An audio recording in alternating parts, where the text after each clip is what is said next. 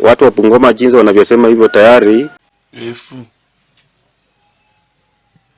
ni zile roho za mababu ambazo zimo ndani.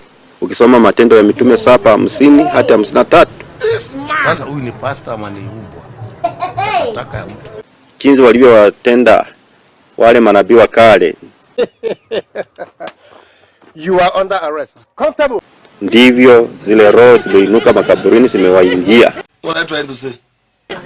Hawataki ukweli. Yesu anene ukweli. Wanataka kufinya kile kilicho ndani. Niache na changanyikiwa Mungu wangu kwa. Akili zangu niko hopeless. Lakini kazi ni ya Mungu. Sisi kama wakazi wa Bungoma tunasema kama huyu jamani Yesu wa ukweli lazima aende kwa msalaba. Nitatangaza kwa radio ya Kalia FM. Yesu ni Muluya. Nakutaka nikupiga kipigo cha mboni. God have mercy upon us. You are under arrest. Watu wengi walikuwa kwa eneo la huku magharibi mwa Kenya walikuwa wakasema haleluya, Yesu ni Muluya. What are you saying? What is he saying? Na kweli Mungu alisikia akawaambia hamneni bure. Yesu ni Muluya. Labda ni mwenda wazimu.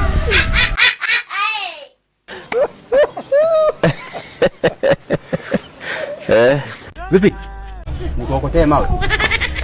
Taandika hapa. Nyota ama ule mti wa msabibu Mungu ameuweka na mitende yake. Ni kitovu, ni western. Mbavu sana wewe.